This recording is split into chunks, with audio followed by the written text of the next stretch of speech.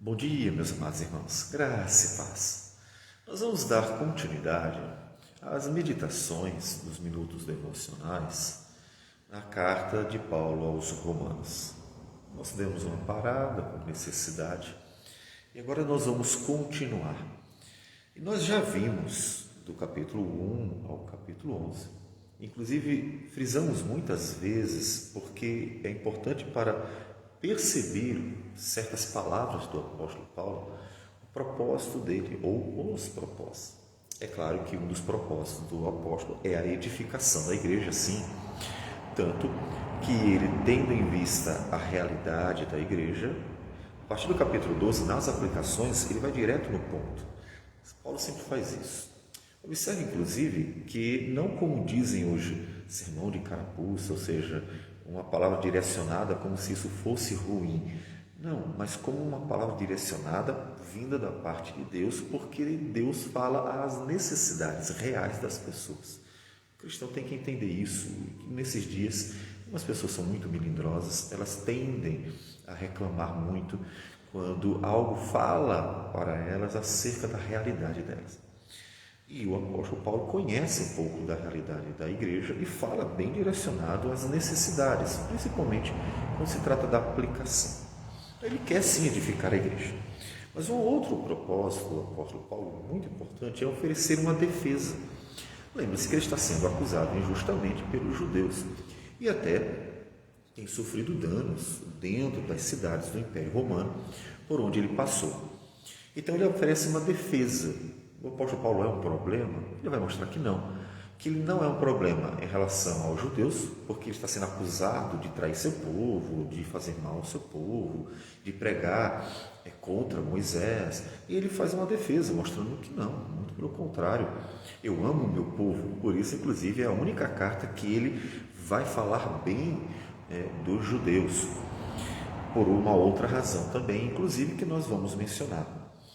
E ele também está fazendo uma defesa em relação ao império, porque estão dizendo que ele está propagando outro rei, que ele é contra César, e ele vai mostrar que não também. Inclusive, é a carta que realmente vai exaltar as autoridades. Por que ele faz isso? É a única carta que tem essas características. Porque ele está oferecendo uma defesa sobre essas acusações. E, portanto, é uma defesa prévia que é recebida pela Igreja de Roma e que com certeza serviria muito quando ele fosse se defender. Mas por que ele, em relação aos judeus, ele destaca, exalta, ele fala bem, diferente de todas as outras cartas, porque normalmente ele está sendo perseguido pelos judeus, que, pensando nos falsos irmãos, como ele diz em Gálatas, os judaizantes, estão criando problemas, desviando as pessoas da graça divina. Né?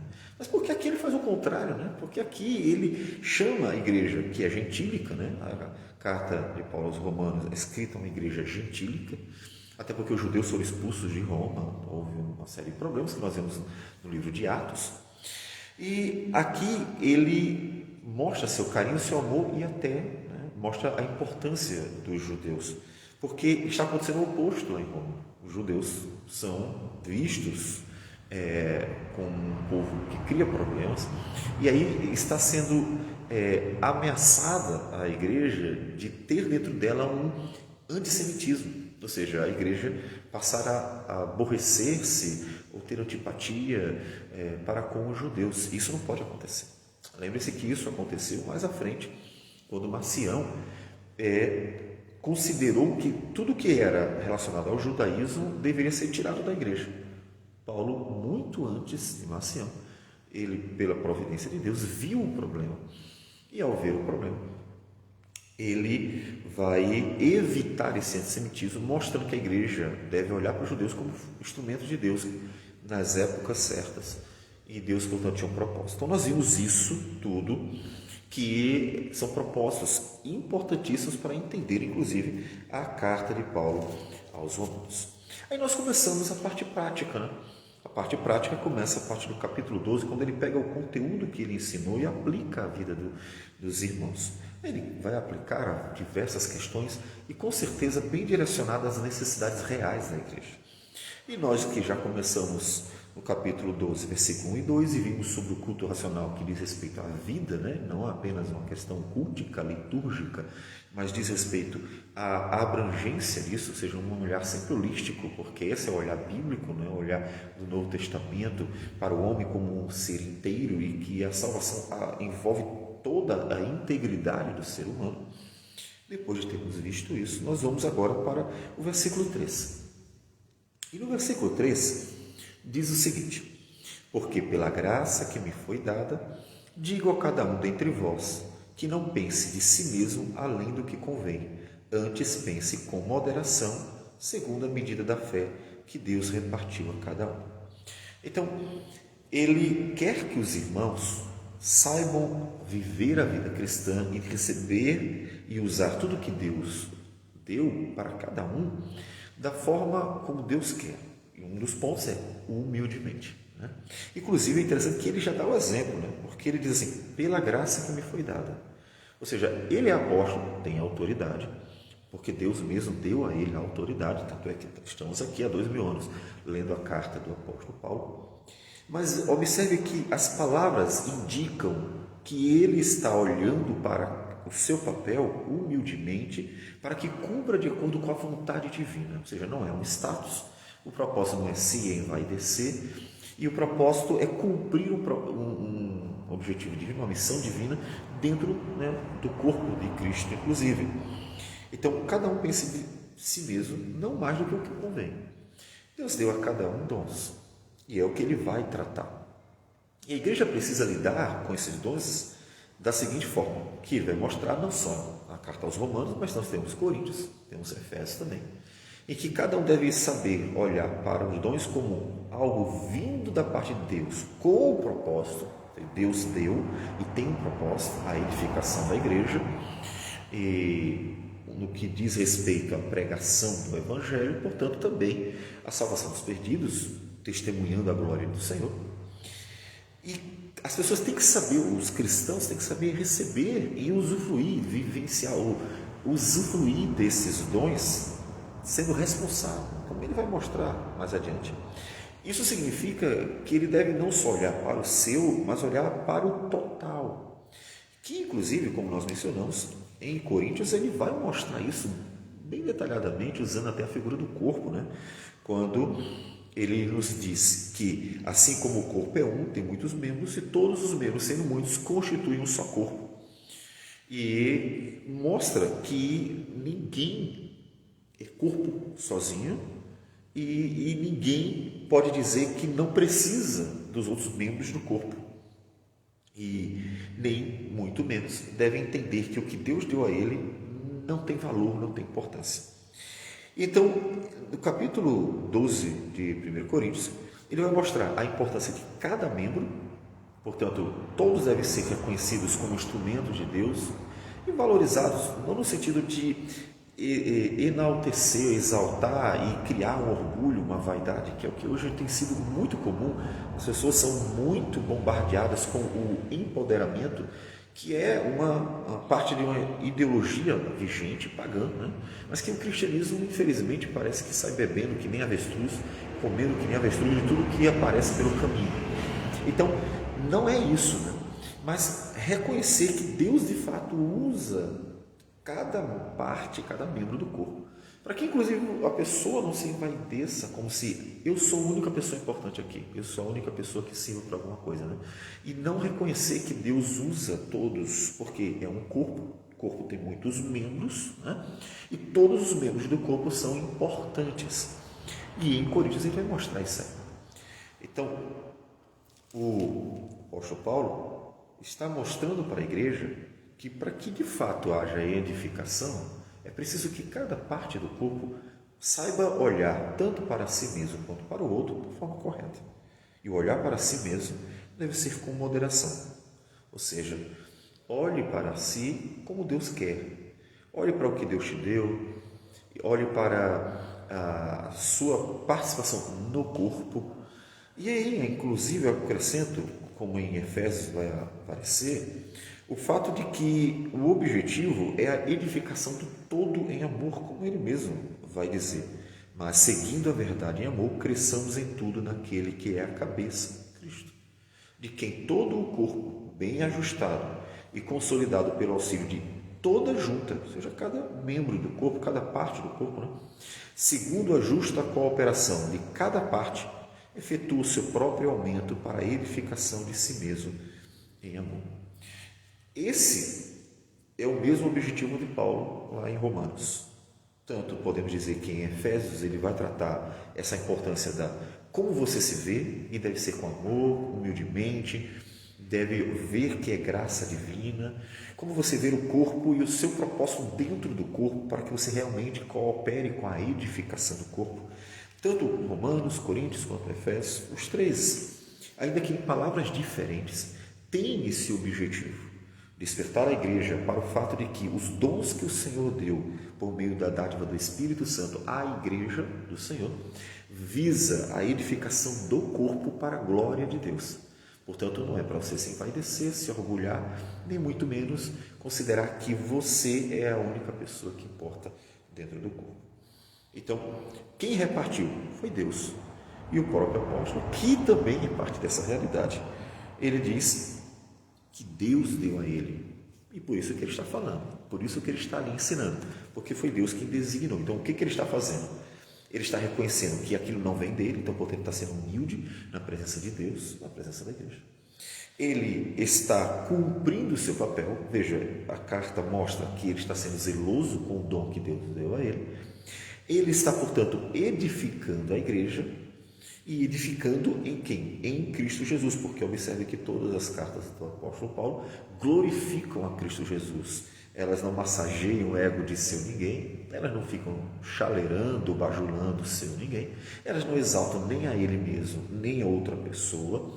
Elas são fiéis e verdadeiras e apontam para a glória de Cristo, falando ao coração dos pecadores. Então, ele está fazendo exatamente aquilo que ele quer que as pessoas façam, os cristãos, é claro.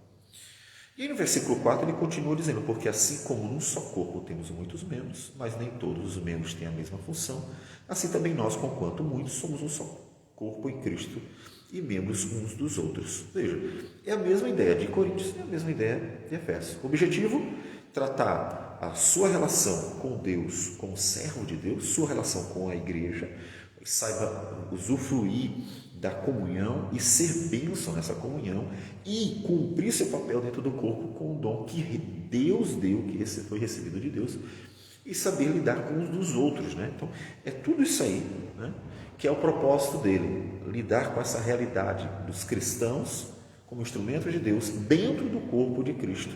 E isso como algo que é coletivo, não é singular, não é uma pessoa, são muitos dentro de um só corpo.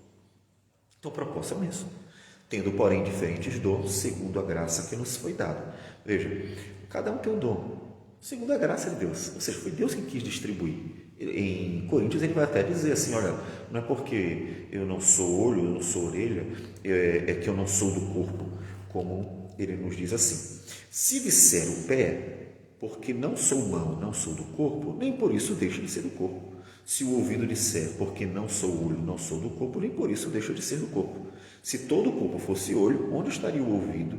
Se todo fosse ouvido, onde o olfato? Mas Deus dispôs os membros, colocando cada um deles no corpo como lhe aprouve. Então, observe que a diversidade é vontade divina e cada um tem um papel dentro do corpo. Não dá para ser uma coisa só, porque senão onde é que estaria o outro? Onde é que estaria a outra parte? E ele, então, menciona alguns dons. A lista de Paulo, dá para perceber, quando você coloca em paralelo os textos, as cartas dele, não são exaustivas, ou seja, você não tem uma lista completa e outra ele repete, e outra ele repete. As listas são diferentes, logo, elas não são exaustivas. Então, aqui em Romanos, ele diz assim, se profecia, seja segundo a proporção da fé, se ministério, dediquemo-nos ao ministério, ou o que ensina, esmere-se em fazê-lo, o que exorta, faça com dedicação, o que contribui com liberalidade, o que preside com diligência, quem exerce misericórdia com alegria. Então ele menciona alguns dos papéis dos cristãos dentro do corpo. E em todos eles, aquilo que acompanha, a palavra que acompanha, faça o melhor. Essa é a ideia. O que você fizer, o que você receber de Deus para fazer, faça o melhor. Eu vou até citar o texto de Eclesiastes: o que vier à sua mão para fazer, faça conforme as suas forças. Então faça o melhor. Visando o quê? Visando a glória de Deus, visando a edificação da igreja. Então faça o seu melhor. Então não importa o que você recebeu, lembre-se, vem do Senhor. E Ele decidiu ser assim. Eu não sou pastor porque eu quis ser pastor. Inclusive eu não quis mesmo, Até cheguei a relutar com a ideia de ser pastor, porque eu me considerava, com certeza, bastante incapaz de exercer tal ministério. Então Deus quis, e quando Deus quer, não tem jeito. Ele vai conduzir a gente para aquilo que Ele quer. Basta olhar o apóstolo Paulo, que foi colocado como apóstolo mesmo antes, tendo ido para Damasco para prender cristãos. Então Deus, quando Ele quer, agindo, Deus quem impedirá, Então Deus deu a você o que você precisa: sabedoria para saber aplicar aquilo que Deus te deu à vida, tanto sua quanto a da igreja. Precisa de dedicação para que você realmente faça tudo da melhor forma possível. E claro, de graça divina o tempo inteiro, para que você realmente glorifique a Deus. Então o que Ele quer? Faça o seu melhor. É diferente do outro, mas todos são importantes dentro do corpo, porque foi Deus que decidiu assim. Portanto, tudo que Deus faz é bom, e a igreja deve sempre lembrar disso. E você deve fazer o seu melhor. Então faça.